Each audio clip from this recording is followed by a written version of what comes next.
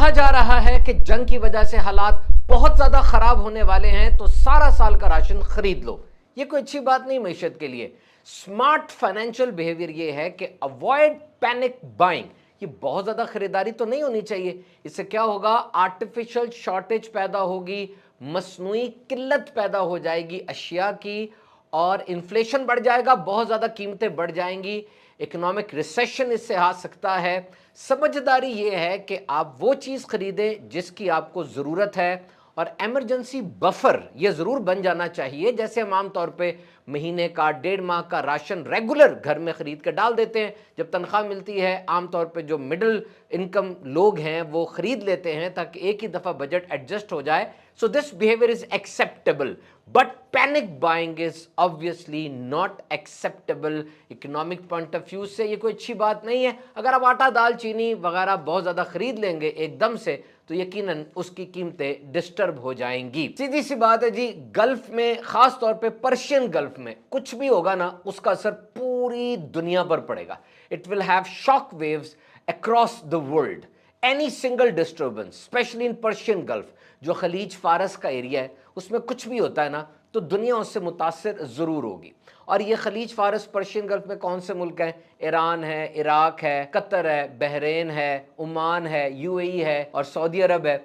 और इन ममालिक के अंदर कुछ भी होता है, जंग होती है, कोई और कहत आ जाता है, तो it will have deep impact on the entire world. और स्पेशली वजह क्या है कि यहाँ पर ऑयल है, और ऑयल जो गुजरना है यहाँ से, दुनिया का 20% ऑयल यहीं से गुजरना है। हमने स्ट्रेट ऑफ हुर्मुज के ऊपर पूरी एक वीडियो बनाई है, जो थोड़ा सा स्क्रॉल करेंगे 2-3 वीडियोस पहले आपको मिल जाएगी। और ये तेल जो है, इसकी अहमियत बैनुल अक़वामी मईशत में ऐसी है जैसी अहमियत ब्लड की मेरे जिस्म में है। तो तेल महंगा, हर चीज़ महंगी। और फिर ये चोक पॉइंट है, ये जो पर्शियन गल्फ है चोक पॉइंट है, नैरो है लेकिन हाईली इंपॉर्टेंट है। और ये सिर्फ तेल नहीं, बल्कि पूरी दुनिया की जो मईशत है, जो तिजारत है, जो ट्रेड है, यानी अफ्रीका को, यूरोप को और एशिया को ये जो खलीज फारस है ये जोड़ता है। तो इसीलिए यहाँ पर कोई डिस्टर्बेंस हुई है हमारे सामने, किस कदर वहाँ पर जंगो जदल वो जारी है, war is going on, intense war is there, battle हो रही है, तो पूरी दुनिया पर उसके इफेक्ट्स आ रहे हैं। और ब्लैक रॉक का जो सीईओ है फिंक, ये ब्लैक रॉक दुनिया की सबसे बड़ी एसेट मैनेजमेंट कंपनी है और टेक प्रोवाइडर भी है। इसके एसेट मोर देन $12 ट्रिलियन के हैं, 12 खरब डॉलर के। और इसके सीईओ के मुताबिक अगर ऑयल की कीमत $150 फी बैरल हो जाती है, तो world will face an economic recession. अभी इस वक्त जब मैं वीडियो रिकॉर्ड करवा रहा हूं, मेरे पास जो तेल की कीमत है वो क्रूड ऑयल की तकरीबन $103 फी बैरल है, और ये अमेरिका में $93 to $97 फी बैरल है। तो इसका मतलब ये हुआ कि गल्फ में होने वाली ये तब्दीलियां यकीनन पूरी दुनिया को मुतासर कर रही हैं, उसमें मुल्क पाकिस्तान भी और दीगर जहां जहां मेरी वीडियो सुनी जा रही है। अब जानते हैं कि things are disturbed and we are taking precautionary measures to avoid this disturbance, to settle this turmoil. अब पहली बात मैंने आपसे क्या की, ऑयल के पास स्ट्रेट ऑफ हुर्मुज है, और फिर रेगुलर ट्रेडिंग है, और फिर इकोनॉमिक फिनोमेना जो है कि फ्यूल की कीमत बढ़ती है तो ट्रांसपोर्ट की कीमत बढ़ती है। ट्रांसपोर्ट के जरिए ही सारे काम होने हैं, वो एग्रीकल्चर हो, वो एजुकेशन हो, वो आईटी हो, वो टेक हो, everything is on transport. And when you will increase the prices of transport, obviously you will face a big inflation trend in your country.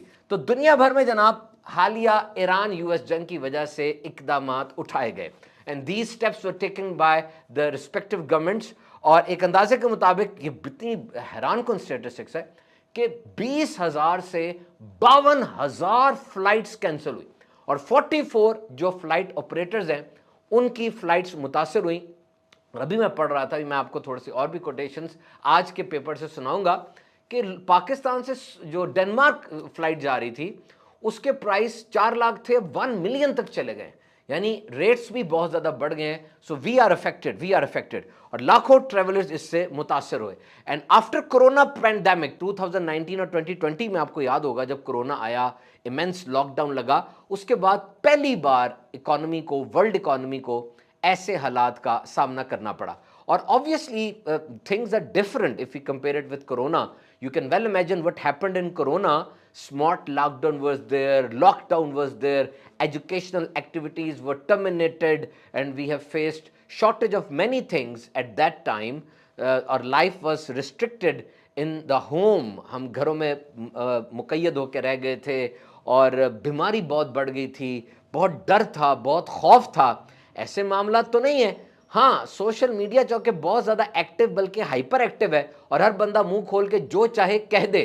कहा जाता है कि अभी सच तस्मे बांध रहा होता है और झूठ पूरी दुनिया घूम के आ चुका होता है। तो बगैर जो अनवेरिफाइड न्यूज़ है उसकी वजह से अवामुन नास में डोमेस्टिक लेवल पे ये पैनिक फैल जाता है, नेशनल लेवल पे, और वो इस तरह की बातें सोचते हैं। तो अभी भी जो पाकिस्तान के अंदर ऑस्टेरिटी प्लान दिया गया है, सख्त कफायत शिआरी का प्लान जो दिया गया है, वो इमरजेंसी प्लान है। This is not any permanent plan.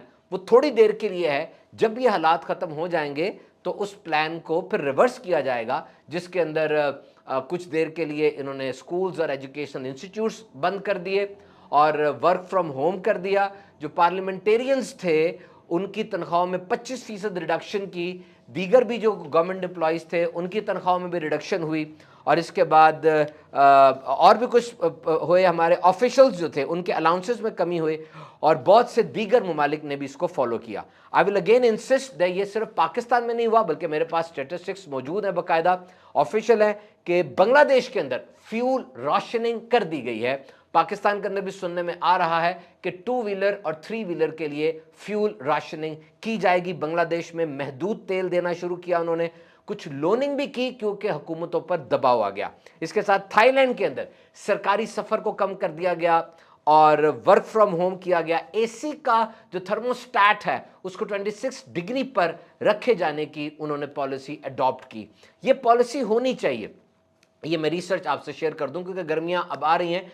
तो एसी का थर्मोस्टैट वो 26 डिग्री पे रख के आप हल्का पंखा चला दें, कमरे के अंदर ऐसा ही एहसास होगा जैसे आपने एसी को 16 डिग्री सेंटीग्रेड पे रखा हुआ है। इससे एनर्जी की बहुत ज़्यादा कंजम्पशन कम होती है। अब अगर कोई बंदा ये कहे जी मैं तो अफोर्डेबल हूँ, मैं तो अफोर्ड कर सकता हूँ, जितना भी बिजली का बिल आए मैं तो दे सकता हूँ, this concept is not good, this mindset is not good. We all are connected, हम पूरी दुनिया के लोग कनेक्टेड हैं। यानी एक बंदा जा रहा था, उसके बच्चे ने बाहर शॉप पर फेंक दिया, तो उसके बाप ने पूछा कहाँ फेंका? कहा जी हमारा घर तो नहीं है, मैंने तो बाहर फेंका। कहा बाहर क्या होता है? ये हमारा घर नहीं तो हमारा शहर तो है, हमारा मोहल्ला तो है, हमारी दुनिया तो है। So we all are connected. और ये एनर्जी ये लिमिटेड है, ये अनलिमिटेड नहीं है। तो आप जितना भी अफोर्ड कर सकते हैं, आपको इन ऑस्टेरिटी पॉलिसीज के ऊपर अमल करना है, क्योंकि you are living in a network, in a system. Myanmar के अंदर गाड़ियों के ऑड और इवन नंबर्स कर दिए गए, यानी एक दिन सिर्फ ऑड नंबर की गाड़ियां निकलेंगी 1, 3, 5, 7, 9 करके, और एक दिन सिर्फ इवन नंबर की गाड़ियां निकलेंगी। श्रीलंका के अंदर भी फ्यूल राशनिंग की गई, 1 डे हॉलीडे श्रीलंका में अनाउंस की गई। फिलीपीन और इंडोनेशिया में 4 डे वर्क वीक, यानी 3 छुट्टियां और 4 दिन काम की पॉलिसी पर अभी सिफारिश की गई है, वो देख रहे हैं। और यूएसए, यूके और ओवरऑल दुनिया के अंदर जो पॉलिसीज अप्लाई की गई उसमें मैंने कुछ आपको बता दी। वर्क फ्रॉम होम है, गाड़ी की स्पीड जो है बड़ी शाहराहों पे, बिलखुसूस मोटरवेज वगैरह पे कम की गई है।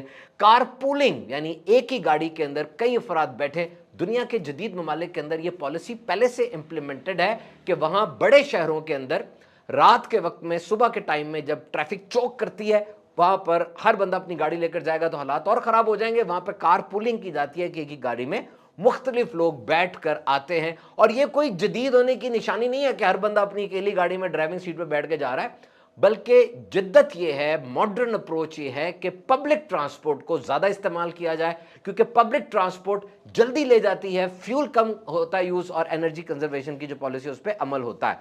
तो जनाब, तमाम हुकूमतें अलर्ट हैं, अपनी आवाम को रिलीफ देने के लिए तैयार हैं, अमली इकदाम किए जा रहे हैं। लेकिन डू रिमेंबर दैट कि हुकूमतें वो सप्लाई लेवल के ऊपर काम करती हैं, जो रसद है, जो सप्लाई हो रही है उसके ऊपर काम करती हैं।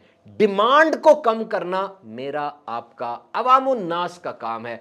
हम डिमांड को कंट्रोल करेंगे तो मुल्क की मीशत के ऊपर एक पॉजिटिव इंपैक्ट आएगा, because both the things should work together, aligned, producer and consumers.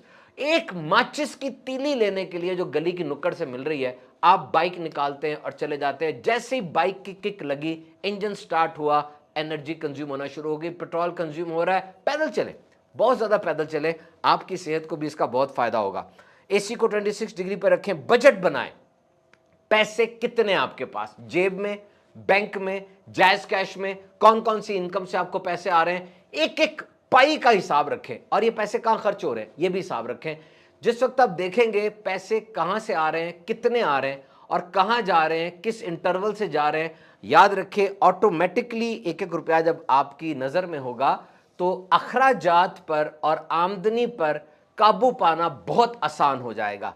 This is a tested mechanism, this is a tested method, इसको आजमा के देखें, ये बहुत जरूरी है। तो सिंपल फार्मूला बजटिंग का ये है कि जितना कमा रहे हैं उससे कम खर्च करें, सिंपल इज दैट। और एक पूरी लिस्ट बना लेना आपके सबसे जरूरी अखराजात कौन से हैं, अगर घर का किराया देते हैं जरूरी है, राशन, आटा, दाल, चीनी वगैरह ज़रूरी है, बच्चों की फ़ीस ज़रूरी है, और इसके अलावा जो बिजली का बिल, गैस का बिल वो ज़रूरी है। जो कम ज़रूरी अखराजात है उनको देखें आप, ट्रांसपोर्ट कम से कम करें, और जो लग्जरी है जैसे बाहर के खाने खा रहा है कोई और वो अफोर्डेबल नहीं है इन दिनों में, ख़ास तौर पर उसका ख्याल करें, सैर व तफरी को लिमिटाइज़ करें। और फिर याद रखें, इससे पहले भी पैनिक बाइंग की बातें हुई थी, 2022 में हमारे पास बहुत बड़ा फ्लड आया था, फिर वॉर हुई थी, उसके अंदर भी बहुत ज़्यादा लोगों ने पैनिक बाइंग्स की कि आगे आने वाले हालात क्या हैं। इसके अलावा भी जो स्लम्स आते हैं पूरी दुनिया में और उसका असर पाकिस्तान पर, दीगर इकॉनमीज़ के ऊपर होता है। और मैंने कोरोना की बात आपसे शेयर की, मेरे पास न्यूज़पेपर है आज का, इसमें मैं कुछ चीज़ें आपसे शेयर करता हूँ। This first news is government may have to unfreeze fuel prices amid global surge. ये मेरे पास है लिखा हुआ कि targeted subsidy for 2-3 wheelers on the annual, कि 2 से 3 पहियों वाली जो गाड़ियां हैं उसको सब्सिडी दी जाएगी।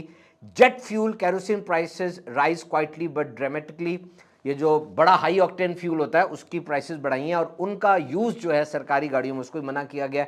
Rising jet fuel cost push up domestic international fares by 30-40%।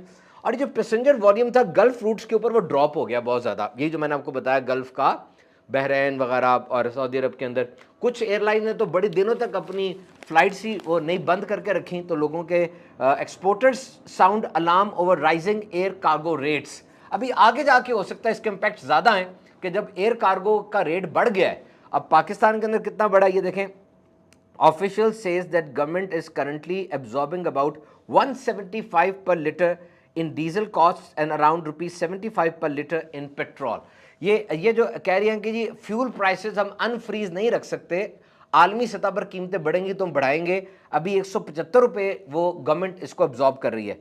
और फिर कहा गया कि price divergence between international and domestic market जो है ना, इसको एक्टिवली एवेल्यूएट करना होता है कि इंटरनेशनल मार्केट में जो प्राइस बढ़ रही है वो हमारे यहाँ पर भी बढ़ेगी, नहीं तो ये डिस्पैरिटी बहुत बढ़ जाती है। और यहाँ पर उन्होंने बताया है, official said petroleum inventories remain at comfortable levels supported by secured imports and steady refinery output with supply chains functioning smoothly across the country।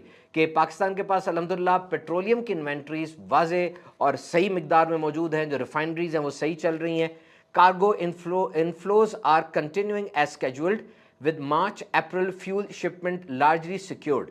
के शिपमेंट आ रही हैं पाकिस्तान को, जो रूट से तेल आ रहा है। Refineries were operating at regular production level, refineries भी सही चल रही। हाँ, जो एविएशन एक्सपर्ट्स हैं वो कह रहे हैं कि 30 से 40% जो एरोप्लेन एयरलाइन के एक्सपेंडिचर्स होते हैं ना, पूरा खर्चा एयरलाइन का, उसका 30 से 40% वो फ्यूल का होता है, पेट्रोल का होता है। और जो डोमेस्टिक टिकट है लाहौर से कराची, कराची से पेशावर, वो 10 से 15 हज़ार रुपये बढ़ चुकी है और इंटरनेशनल 30 से 40 हज़ार रुपये बढ़ गई है। और जो यूरोप की तरफ एयर ट्रैवल है ये सबसे ज़्यादा मुतासर हो रहा है क्योंकि रिस्ट्रिक्टेड एयर स्पेस की वजह से। और मैंने आपको बताया डेनमार्क की प्राइस जो है वो ये लिखा हुआ है 4 लाख से 1 मिलियन हो चुकी है। और ये यूएन की न्यूज़ में पढ़ के सुनाऊंगा आपको। US Israel war on Iran में increase food prices worldwide. UN कह रही है कि जी जो वर्ल्ड वाइड फूड प्राइसेस हैं वो बढ़ सकती हैं। Israel attack on Iran could create cascading impacts across energy markets। अब यहाँ पर ये बताया जा रहा है कि एग्रीकल्चर के ऊपर इसका इम्पैक्ट क्या आएगा। एग्रीकल्चर में जो फर्टिलाइजर की कॉस्ट होती है, खाद की, वो जब बढ़ेगी तो अब एक तो पूरी दुनिया कनेक्टेड है, इससे ये पता चला कि ऑयल की प्राइसेस बढ़ रही है, लेकिन खाद जो है वो ऑयल की तरह कनेक्टेड नहीं है, इसके अपने अपने रेट्स होते हैं। और इसके जो है rising fertiliser cost and higher fuel prices increases production expenses for farmers, and this may lead to reduced fertilizer use in many regions. Early signs in international markets indicate that prices for major food commodities such as wheat, rice and vegetable oils have started to increase. कि अब इन चीज़ों की कीमतों में इजाफा ये हो सकता है, लेकिन शॉर्टेज का कोई खतरा नहीं है। पैनिक बाइंग ना करें। पूरे साल का भी अगर कोई बंदा एहतियातन राशन बचा के रखता है तो इस पर कोई ममानियत नहीं है, रख सकता है, और ऐसा रखा भी गया। माजी में ऐसे बहुत से वाकयात भी हमारे सामने हैं, लेकिन कोई ऐसा स्टेप ना उठाएं जिससे पैनिक फैले। ये डर होता है जो मीडिया पैदा करता है, इधर उधर से रेफरेंसेस गलत लेके हम सुन लेते हैं और उसके बाद एकदम पैनिक बाइंग करते हैं, अपने आप को भी डिस्टर्ब करते हैं, पूरी मईशत को डिस्टर्ब करते हैं। इससे बचें और दूसरों को बचाएं।